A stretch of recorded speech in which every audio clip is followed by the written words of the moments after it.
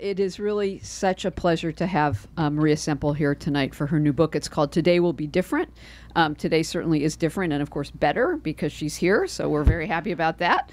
This is Maria's third novel, following the wonderfully funny and touching Where'd You Go, Bernadette, which I hope all of you read. How many of you have read it? Okay, yes, well, and I'm not even going to ask if you liked it because I think pretty much everyone in America loved it, not just liked it. It was a huge bestseller. And you will be very relieved to know, if you haven't read her new book yet, that she has not rested on her laurels. She has yet again reached a very high bar, one that she's been setting for herself as a novelist. And now, when you do read Today Will Be Different, you may detect some similarities or parallels from her last book to this one. Seattle is the location for much of the story. Each book has a protagonist whose internal struggles, both comical and serious, propel the plot. There are hidden family secrets, some tantalizing clues, children who speak the truth, and of course the use of satire and cultural totems to get to a fuller exposition of our universal human turmoils. I think it's interesting to see the trajectory to the production of these kinds of books. Maria started her career, well, actually before her career, she lived in Europe, in Spain, then in LA. Her dad was one of the creators of the Batman series, and I'm not going to do a spoiler, but if you read the book, just be very alert and just remember that little life asterisk. She majored in English in college, set out to be a screenwriter, and ended up writing for television, starting in 1992, and for some years after, she wrote for Beverly Hills, 90210, Arrested Development, SNL, and other shows. She's even appeared in a film. But, lucky for us, she turned her full attention to writing literary fiction. And I just, this is just total, pure, selfish bookseller thing. I just want to say how great it is to have Maria Semple titles at the ready, and maybe some of this applies to some of you, but a customer comes in, and this does happen quite frequently, and says, I want a book that's not dark. And I'm thinking, okay, well, that just excludes about 99% of what's in our inventory. And they'll say, you know, I want something that's not depressing, that's entertaining, and it's engaging, but not superficial. Funny, but not fluffy. Smart, but not too serious. You know, and you're racking your brains. Well, guess what?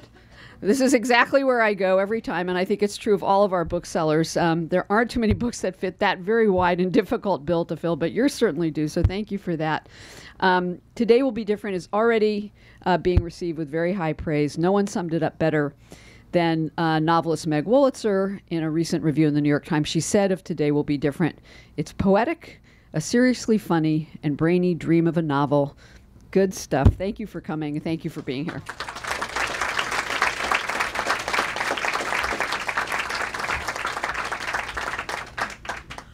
Thank you so much for being here. It's so great to be in Politics and Prose. I just want you to know, from Seattle, we've heard about you, and this is a big deal for me to be here in D.C. And I thank you. I know you're one of the nation's. Oh, I didn't know you sit there in judgment or not.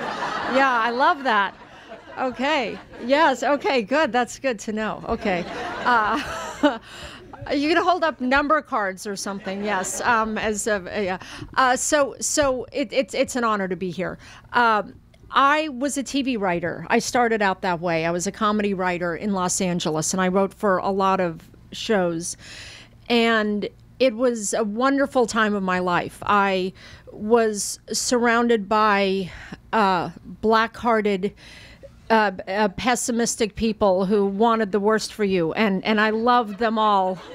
And they're still my people, these comedy writers. And it's a rough culture where you just try to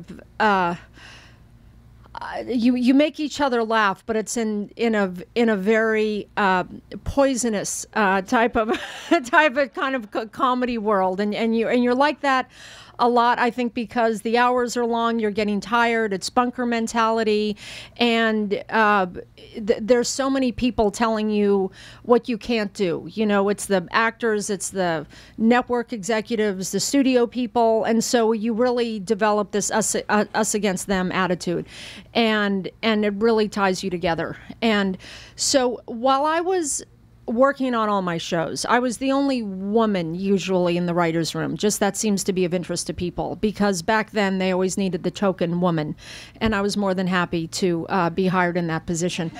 And I think that I kept going in my comedy career because it was very easy for me to hold my own among the guys, and the humor, the rough humor. I think they call it working blue in comedy, is what would happen every day. Just you'd wake up and suddenly you'd be working blue.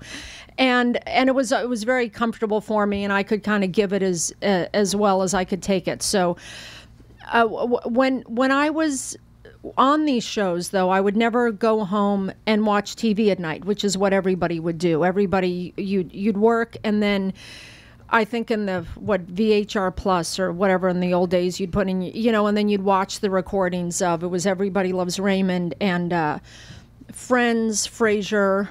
So yes, I am 100 years old. Those were the shows that were the point of reference. And everybody would come in the next day and talk about these plot lines in these sitcoms, and how, they did this on Friends, let's do a version of that. Or, why don't we combine a plot line from Frasier and with Everybody Loves Raymond and do it on our show. And that would get me pig biting mad, as they say. I hated the idea of just aping something else if you were a writer. I felt like all you should really do is try to find something that was your own original perception and something that happened to you. And so therefore a lot of the shows that I worked on have a lot to do with the fights my boyfriend and I used to have. Luckily, he doesn't watch TV, still has not watched any of these shows. But I would come in with a story or something about something that happened to me, or a little argument we had, and then it would become a show, or just something that happened that day or that weekend. And that's where I would always kind of look for comedy. Now, while I was doing this and not watching TV, I was always reading books. I was an English major at Barnard, and I felt just still, to this day, people always think of me as this great reader, and I think, I'm the worst reader. Like, I just think, I haven't even begun to read everything that I want to read, and people think I read more than they do, but I know there's people out there reading more than I am, and it just makes me feel bad about myself. But I even back then, I felt like I, had read a lot of the classics, but I hadn't read the full canon of, if it was Tolstoy or George Eliot or whoever it was, that I was always just trying to fill in my reading gaps. And in fact, I even started a book group on Mad About You, which had no takers, because I thought that would be fun, that we could read Thomas Pynchon or something, but nobody was interested. So I have about 15 of them at home if anyone needs a copy, traveling around with them. So I never thought that I would ever write a novel. I felt like novels are up here, that other people wrote novels, that smarter people wrote novels, and people who walked around with a certain amount of dignity that I seem to be lacking were novelists, and it certainly wasn't going to be me. And so I had a conversation once with a novelist named Bruce Wagner, who's an LA novelist and who I stalked into a friendship. And in fact, this is such a no one's. Well, I'm okay. I've already started telling the story. I'll just make it quick now. But that he just came up to Seattle to visit, and I said, remember that I was just this super fan, and I made you be my friend? And he said, well, the reason, he said, why I became your friend? And I said, why? He said, because we met at Mona Simpson's house, and it was such a huge house. And I thought, did she really buy this house selling those books? And I was so disoriented and jealous that I befriended you. And so I was like, oh, good, that's good. I got an opening in that moment of disorientation. And so I would then talk to Bruce about his books, about other books, and just could never get enough of him. And one day, and this was about when I was finishing up on Arrested Development, I'd had my daughter, and Bruce said, you should write a book. Like, if you like it so much, you should just do it. Like, what's the problem? And I said, I can never write a book. Like, I don't know how to write a book. And he said, all books are an extension of your personality, and it's your voice, and it's your interests. And you are interesting, and you are fun to talk to, and I would read a book of yours. And it ended up being a really profound conversation for me, because it was that that kind of life-changing person who gives you permission to do something that you didn't think that you could be. And just this shift happened, and I thought, oh yeah, why can't I write a novel? And so I went home and started writing a novel quite quickly. And I was happier than I've ever been in my life, just sitting there and making a bunch of stuff up and writing stuff that was kind of based on my life. And I wrote the first draft in about 3 months, and Bruce would check in on me, and I'd say, oh, I love the first draft, and then I'd rewrite it, and he'd say, how are you doing? Oh, I love the rewrite, and then I'd do line editing. Oh my God, the best part of my life, it's line editing. It's the thing I love the most. And then when I gave him the manuscript to read, he was so relieved, because he said, this whole time we all thought you were in there making potato prints. No one thought you were actually writing a novel, because no one likes writing novels that much. But I did. I loved writing novels. And so I got an agent, and I got and I had my book sold to Little Brown, which was a prestigious publisher, and it was just, I couldn't even believe it, that now I was a novelist. It is. Little Brown is. Oh, yes, yes. No, thank you. Little Brown is still a very prestigious. I did. Thank you. Excuse me. Oh, my gosh. I like this. Okay. I've got the tense police over here. Thank you. Yes, you're right. You're right. Is. I know. See, I have English as a second language, correcting my tenses. Thank you. Okay, no, please don't. No, because then that could really get ugly. But thank you. No, you're right. It was at the time. It still is a prestigious book publisher. But okay, if you're my copy editor, I'd get into it right now with you about why I used was. Okay, but I would lose. I would lose, because I always lose these fights with my copy editor, because I never learn grammar. So I was so thrilled that I was going to be a novelist, and at the same time we thought we would move up to Seattle. And it seemed like a perfect break, that I was starting this new career, that we had a daughter who was just kind of getting into nursery school, kindergarten age, and I thought, oh, this is a nice break. And we moved up to Seattle for no reason at all. So just, if anyone's waiting for that question, I've just answered it. And there's no good answer to why we moved up to Seattle. We knew nobody. But I moved up there, and I thought, oh, hey, life is a cabaret back in LA, because everyone, I mean, not everyone loves me, but I mean, I make friends, and people generally have a positive impression of me and want to see me again. And so we'll just go up to Seattle and have that happen up there. I mean, I just assumed that would happen. So I got up to Seattle, and that is a seriously unfunny city. I'm just telling you. Those are not my comedy writing people, except for, all I will say, my friend Mary Gooderson, who was in the audience, who was like my one tribe member, who then quickly moved away from Seattle. So it was like my lifeline left. But so I moved up there and just felt totally out of my element. I would drop my daughter off at preschool, and I just start a conversation with someone, a mom, and she would say, looks like someone needs to switch to decaf. Which is like a totally hacky line, number one. And number two, I felt like, wait, I'm just sitting here talking about just the basic weather or something. Like, I didn't understand why everyone was like so hostile. And so I felt like everybody there hated me. But I hated them first, because they all had gray hair. So, and I'm talking about the kindergarten mothers. I know we have a lot of gray hair people, but if you have a kindergarten kid, just do your roots. I mean, I'm from LA. That's right. That's what we do. That's how I roll. So that's one of my basic rules. And they were not. And I just couldn't believe that I was in this group of unfunny, serious people who I was going to have no connection to. Now, exactly. So, oh, she's ahead of me. Okay, don't listen to what she said. She just ruined the ending of the story. The tense police is now. But so what happened was, I'm getting there. You're good. I'm getting there. So what's happening? So what happened was, then my book came out.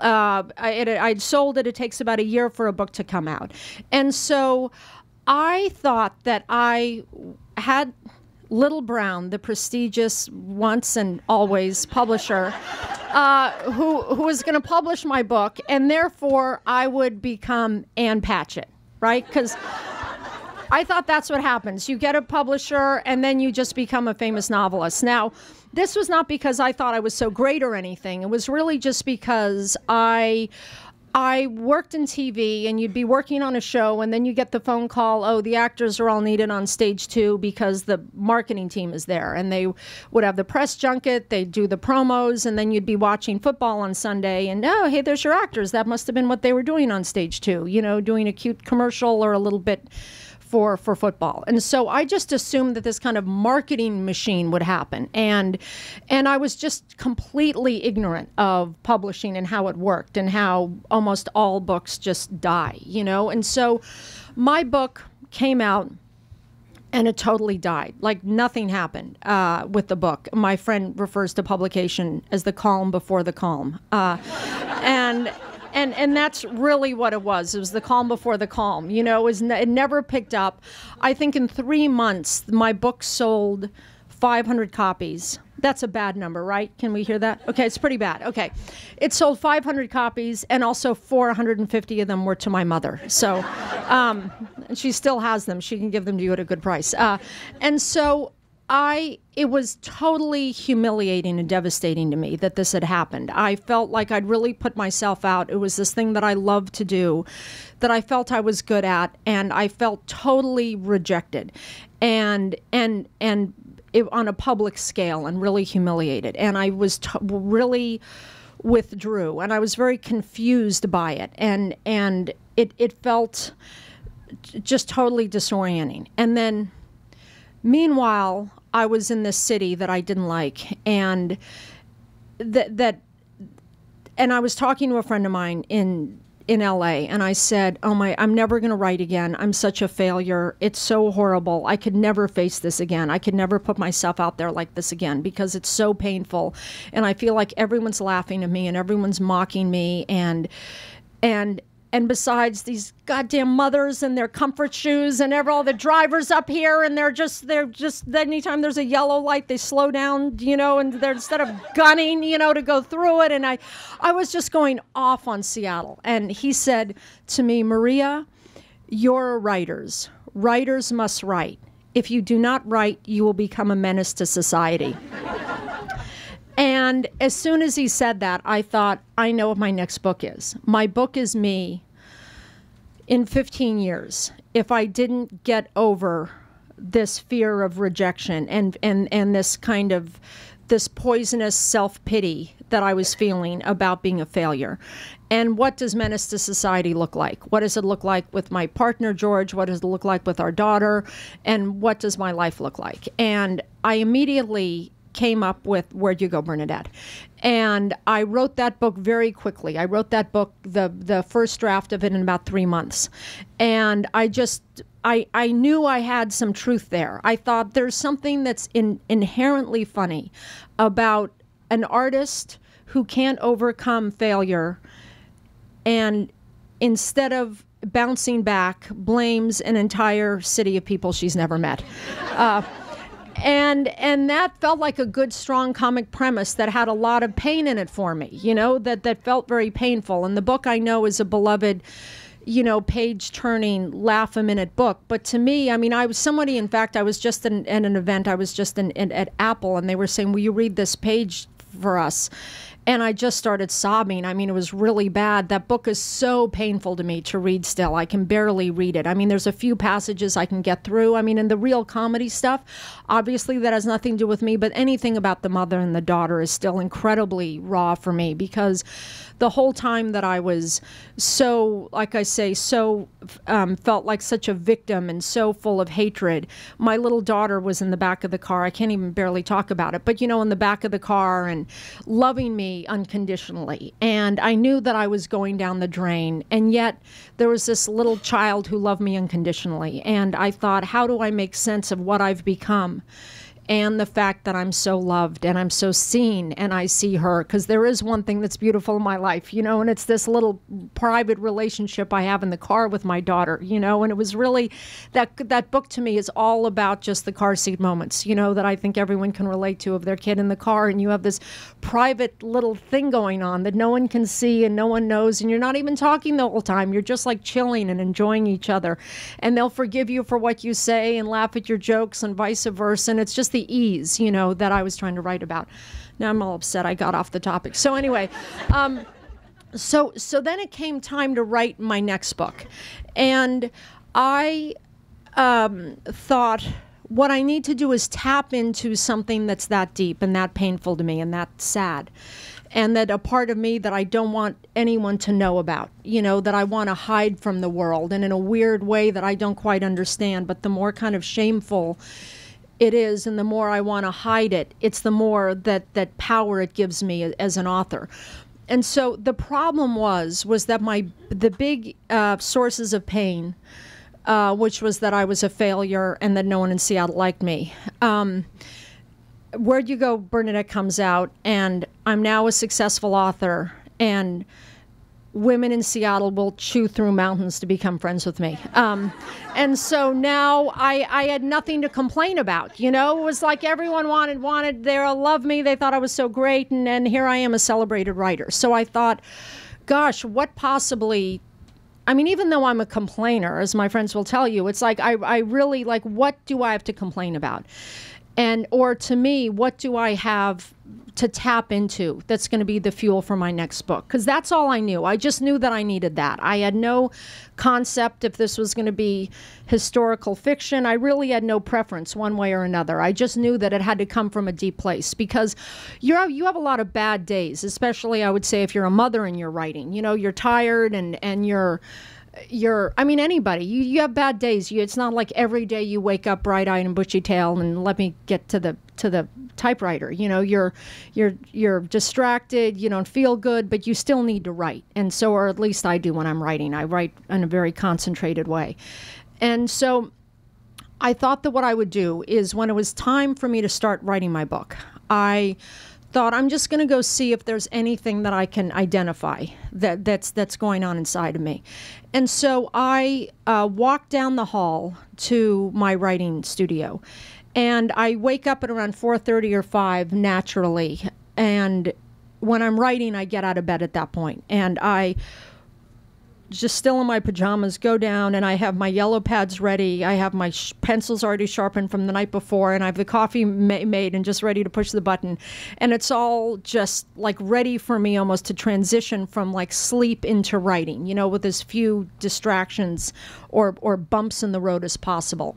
And that's how I start every day writing, even in the middle of a book. And so I thought, I'm gonna just do that and just start writing. Now, that's not the way I normally write. I'm much more efficient and ruthless. Like, I'm not just gonna write some like touchy-feely like writing prompt exercise, you know, like I'm much more about getting the work done. But I thought, okay, I'm just today, really for the first time, gonna just see if I can free associate. And what I wrote, I'll read you what I wrote because it's the first page of my book. And I had no idea that it would become the first page of the book, but I'm going to tell you what I wrote, and I changed the names to protect the innocent. Today will be different. Today I will be present. Today, anyone I'm speaking to, I will look them in the eye and listen deeply. Today, I'll play a board game with Timby. I'll initiate sex with Joe. Today, I will take pride in my appearance. I'll shower, get dressed in proper clothes, and only change into yoga clothes for yoga, which today I will actually attend. Today, I won't swear. I won't talk about money. Today, there will be an ease about me. My face will be relaxed, its resting place a smile. Today, I will radiate calm. Kindness and self-control will abound. Today, I will buy local. Because I like to just flame Amazon on the first page of my novels. Today, I will be my best self, the person I'm capable of being. Today will be different. And as soon as I wrote that, it had a really scary energy to me, because I felt like that's a woman who is disappointed in herself on a daily basis, feels like she doesn't love well the people she loves the most. And even though she sets the bar very low for herself, she kind of, almost by virtue of repetition, knows that she's not going to be able to clear it, you know? And I thought, okay, I'm writing a book about a woman that takes place in a day. And immediately the form of the book spoke to me. And those are the rules, actually, I think, as an author, you are trying to look for, in a way. Like, you really need a lot of internal logic. That's a big one. I mean, a book taking place in a day, that really starts to push you into a corner, you know? And so I just started writing this book, and it takes place in the world of Seattle. You'll recognize that Timby, the son, goes to the Gaylor Street School from Bernadette, but it's now Bernadette's old house that she, at the end of Bernadette, gave the school to the Gaylor Street School. So Timby actually goes to school in Bernadette's old house, that you can see it. And there's and you see the moms. It's not the same moms, but my new character, Eleanor Flood, is a parent at the school who also doesn't think very highly of the other parents. So she shares Bernadette's point of view on that one. And it's a kind of crazy, wild ride. And that was the biggest challenge I had, was how do you have a book that takes place in a day that really has a lot of story muscle, because that's what I feel like that's what I do, you know, and that's what I want to do. And I'm not going to put something out in the world that's not just a really just pumped up story, because that's what I learned from TV. That's really what I like to read, you know, and I'm trying to give you the reading experience that I wish someone would give me, you know, which is a book that you don't want to put down, that you're kind of puzzling together a little bit. It's not obscure or anything, but it's just your kind of plain Sherlock Holmes, you know, as you're reading the book. And I love that experience, and this book has a lot of that. And it's personal and it's fun, and I'm really thrilled the way that people are starting to love the book. It's really nice to go out on the book tour, and now people have read the book, and it's really cool. So I'm going to say thank you and take questions. Thank you.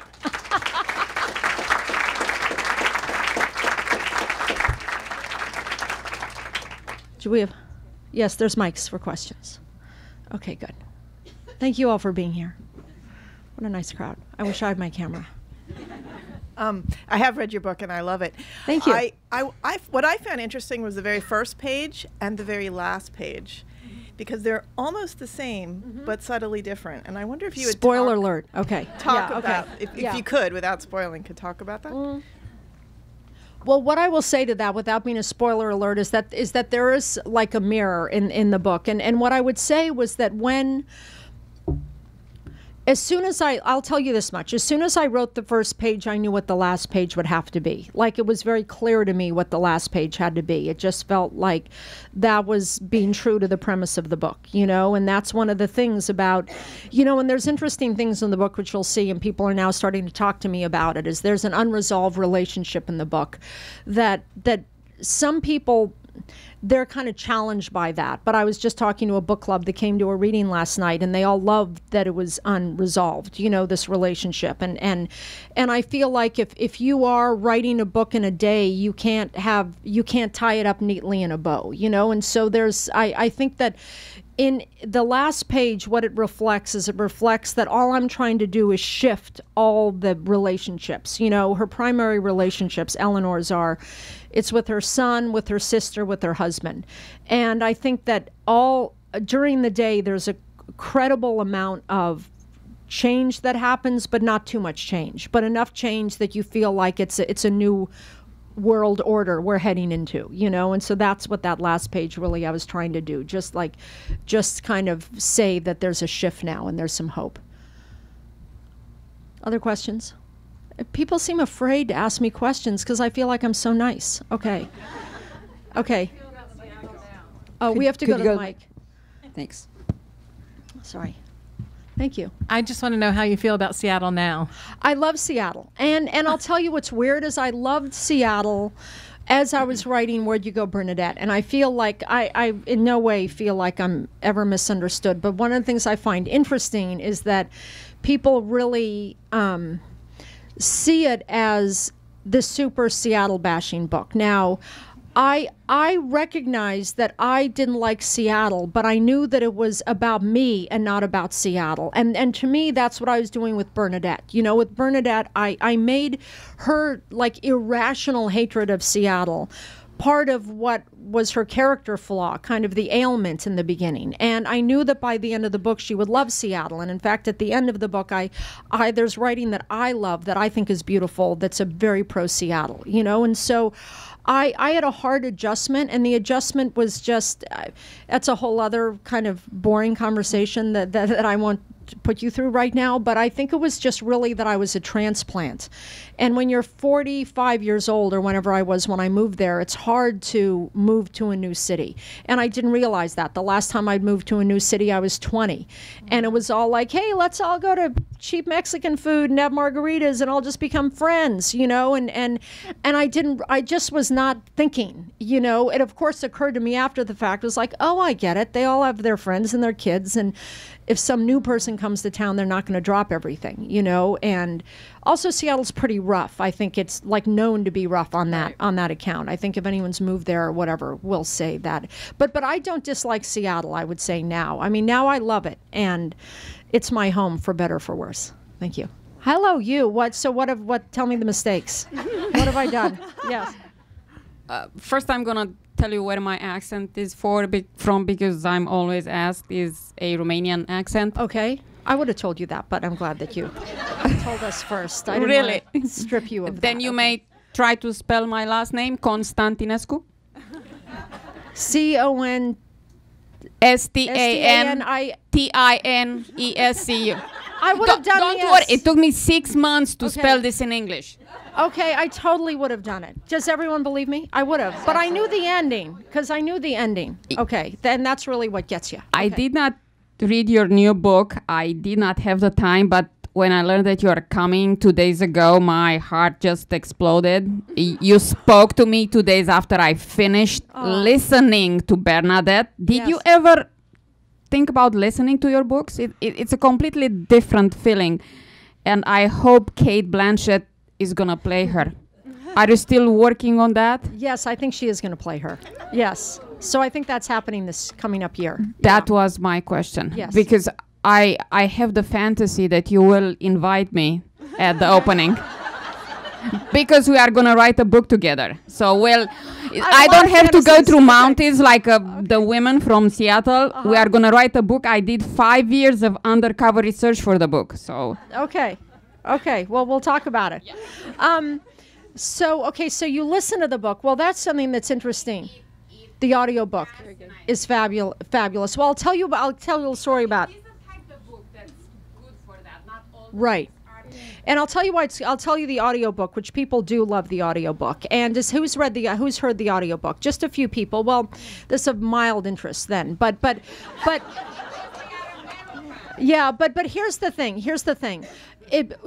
So you all know the book, that it's B, right? It was like the narrator of the book. So when it was time to do the audiobook, I just thought, I don't know, I don't listen to audiobooks. I'm like you. And I don't care, just do it, you know? And then they said, okay, fine. And so they were doing it. And then the day before recording, they said, oh, just heads up, FYI, here's the person who's doing B, who's doing the book. So I said, okay. So they ended up getting someone who was like a child actor, like who was an adult who does children's voices, as B, is a very cloying child who then read all of Bernadette's stuff as a child, you know? And I heard that. I was like, wait, stop. You can't do that. Like, this is comedy. You can't have this child's voice doing Bernadette's rants, it's going to lose all the comedy. So they said, well, what do we do?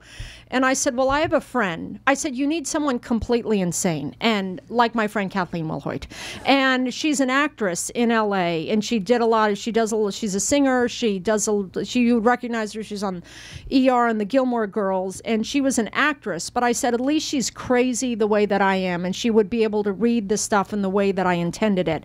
And I'm 3 minutes later, it was an email from Kathleen Wilhoit. Oh my God, thank you for hiring me for Where'd You Go, Bernadette? I was like, wait, I don't know that she can do it. But she did it. She did a fabulous job with it, and it wins all these awards. And she did the new book as well, because it came time to read the new book, and they said, should we do Kathleen again? And I said, of course. So that's now like the voice of me, and it's someone as nutty as me who gets it. Yeah. Yes. Oh, this one. Sorry. Hi. Oh, hi. I'm such a fangirl. I'm glad you're here. Oh, thank you. Actually, my book club read your book, the new one. And I'm curious, when you say that you like books that sort of help you puzzle things, or that you can puzzle together and have a quick moving story, if there are role models that you sort of look to, and I'm curious to know who some of your favorite writers are. So, let me think. In terms of that, for Bernadette, I really love the epistolary novel called Les Liaisons Dangereuses, this French novel that I read in college, which is an epistolary novel, which really I think is the best version of an epistolary novel that I've read. And that made me really love that form, because you're filling in a lot of blood. There's a lot of people telling you things about people that they don't know, and you're the kind of God's eye of all of it, getting to watch the people. And in terms of there's a book that I really like called English Passengers by Matthew Neal. That's another. Yeah, and you know what else I did? I did this actually last night. Is I wrote a list of my favorite books. The one I'm signing, I'll put it down here, and you can take a picture of it, like the books that I recommend, because people always want to know. But I'm looking on here. Okay, so the books on here that fit that description, I really like the book The Keep by Jennifer Egan. Does anyone know that book? It's the book before Goon Squad. I love this book. It's such a crazy plot. It's like you can't even believe how crazy it is. And it's also like you don't really know what's happening, and then it all kind of makes itself clear. There's a new book out now that I love that just... it's a hardcover fiction called Mr. Monkey by Francine Prose. Oh my gosh, has anyone read that yet? Oh, it's so good. It's so fabulous. But it's kind of a round robin thing where it's the narrator's just like a daisy chain, this thing, and that with every new narrator, it's kind of filling you in about the other narrator. And it's all just kind of coming together in this beautiful way. And I love that. I love that book. So that's another kind of book that a book on here called When We Were Romans. I'll just put this here. Don't come up now, though. But by Matthew Neal, that's also a book.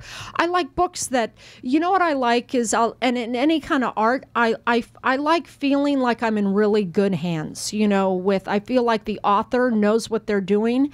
And I feel like what happens when I read a book, you're reading and reading, and at least for me, I'm thinking, this is bad. What are they doing? Oh, this is terrible. I'm bored. I don't like this. And then suddenly, you can't think that anymore. And it's maybe happens on page 3, page 5, but at some point you can relax because you're like, okay, I'm just wherever this bus is taking me, I'm going there, And also I thought the new Anne Patchett Commonwealth was like that. I love the authorial command she had. And that was another book that really it wasn't challenging structurally, but it really just kind of pretty brazenly jumps around. And normally when I'm reading a book like that, I'll think like, I'll be the judge of when you jump around. Like, I don't think so. But I felt like I was in such good hands with her jumping around, and I loved the experience of reading Commonwealth. Yeah. I said maybe I do read a lot. I'm now sounding like I'm up on all the fiction, which I'm don't feel like I am, but yes. Where did the inspiration for your super duper overachieving men come into from Bernadette and today? So the men, I think, because I'm writing always about myself and always about a crazy woman, essentially. My mother, who buys all of my books and gives them to her doctors, And she's like the one draining our healthcare system because she just goes to doctors for no reason. It's just like all she has to do with herself. Yeah, to keep herself alive. Yeah, so to give the books away. So she gave the new book away, and she texted me today. But, well, no, she emailed me a text. You know, that happens, and it's just some phone number, and you don't know who it is, and then you have to hit, like, text edit. So she did that. But she said, my neurologist thinks Eleanor has dementia. And so...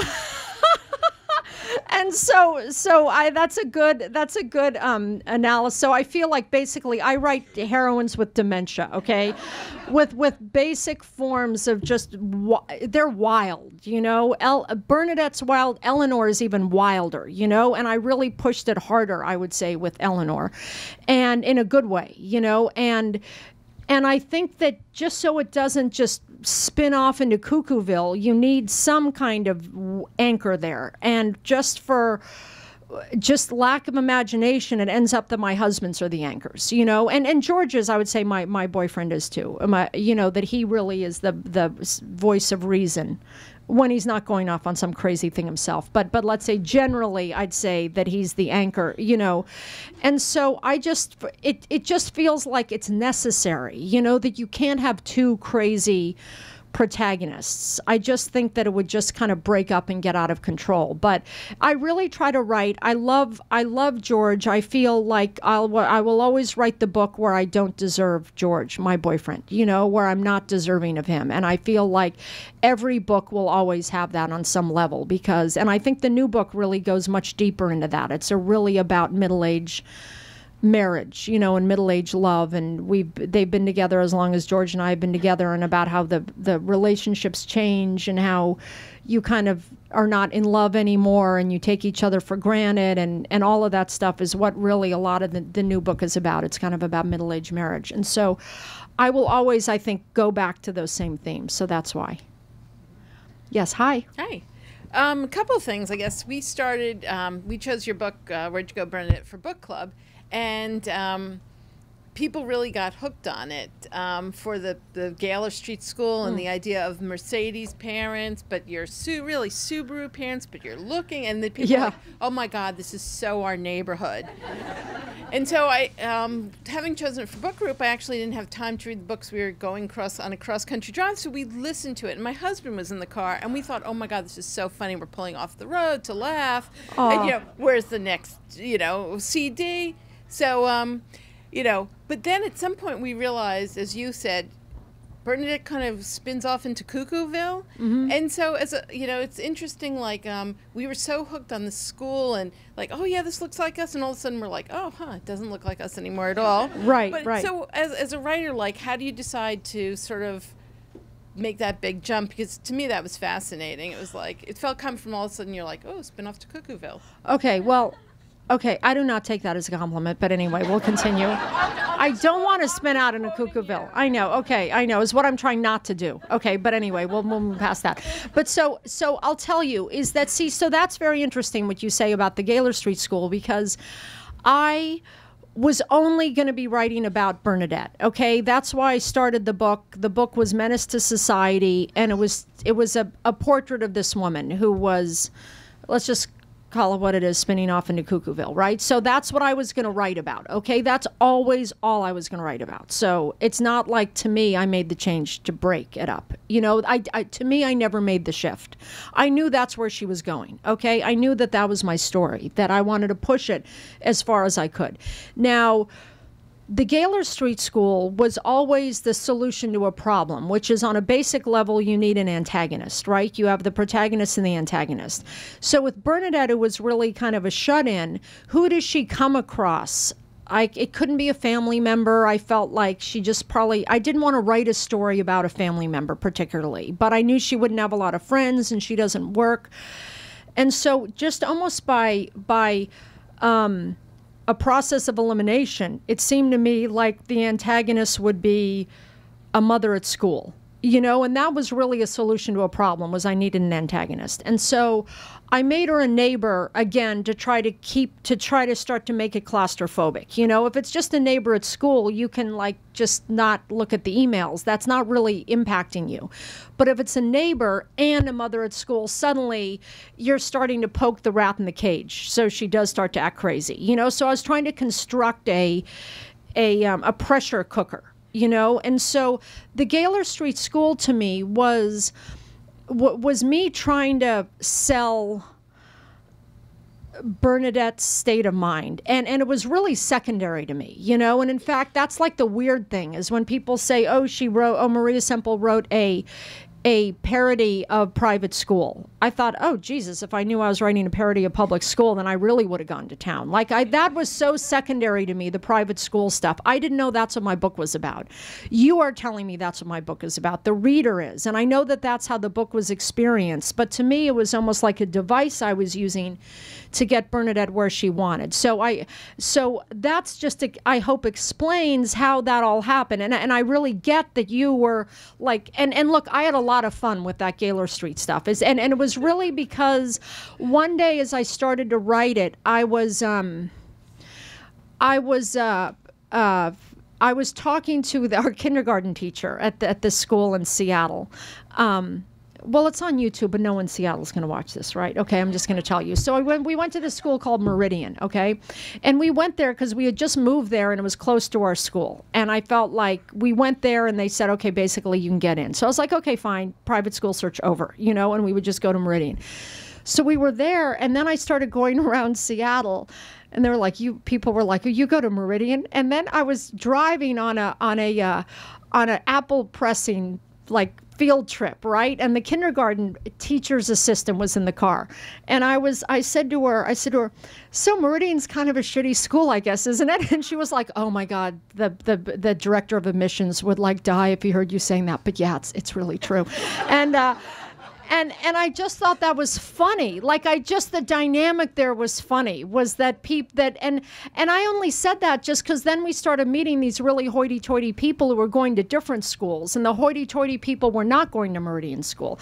Now, I love the Meridian School, and it's like my favorite place. I mean, I have to actually now, my daughter goes to another school in Seattle because she's now in middle school, but I really have to like avoid going near the Meridian School because I'll just start bawling just out of sentimentality. It was such a happy time of my life, the Meridian School.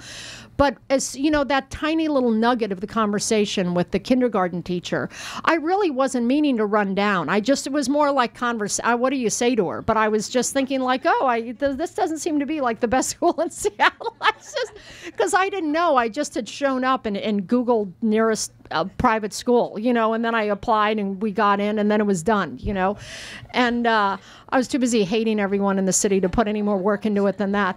And so that was enough to think like, God, that's a funny little dynamic, you know. And it was also in 2008 when the big stock market when that was all sliding. And so we would watch CNBC and just the hacky, like green shoots or whatever, this idiotic talk of the economy of secret sauce and all this stuff, that was just purely from these idiots on CNBC. I'm sorry, are you idiots on CNBC?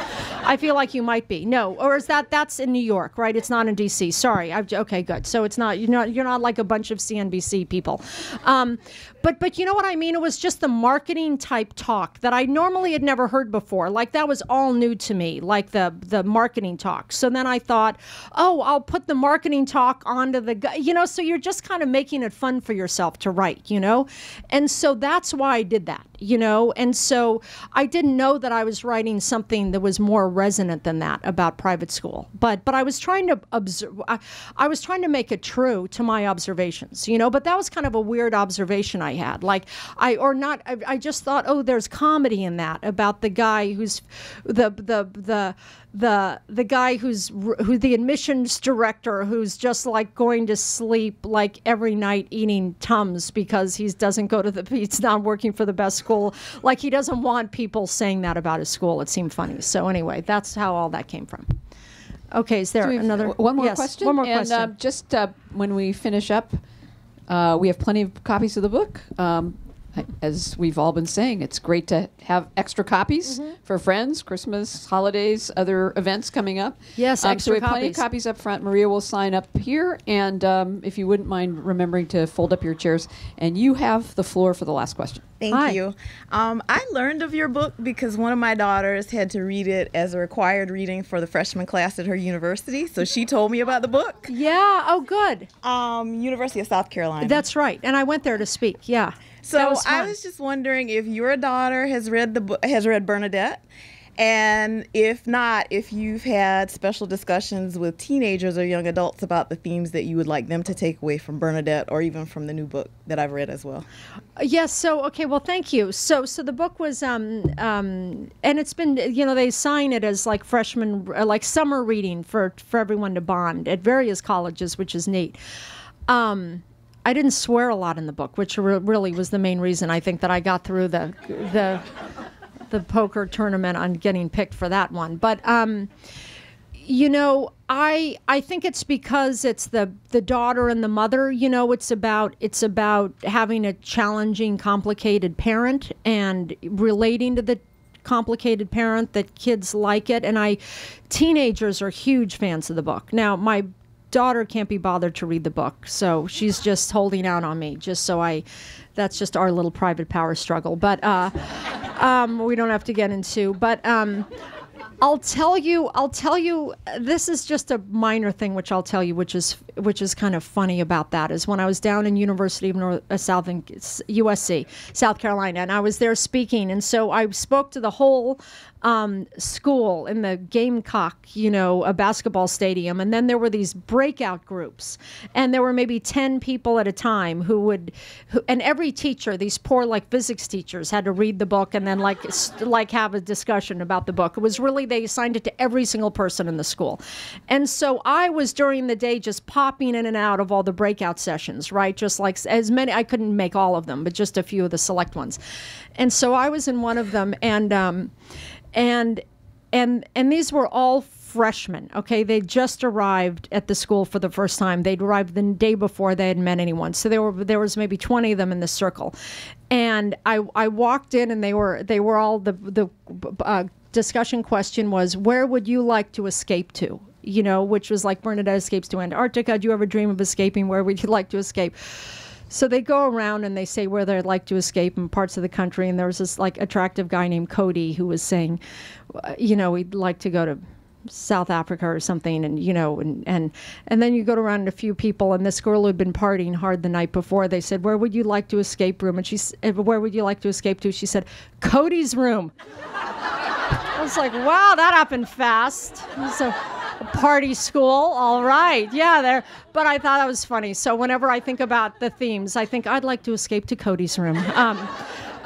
So that's what they got out of it. It was just like, who do you want to hook up with? But I think the themes, I think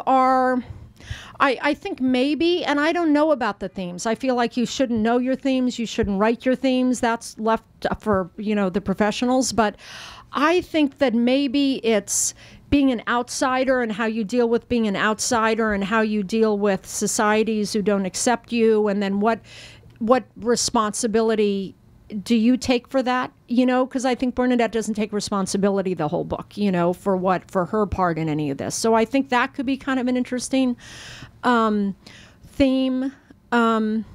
I don't know. I'm sure there's, I'm sure, and I'm not saying this but I bet there are discussion questions in the back of the book. It's just now occurring to me that I've never even looked at them. But I don't know. Now I'm like, wait, who wrote those? Because I know I didn't. I hope they're good.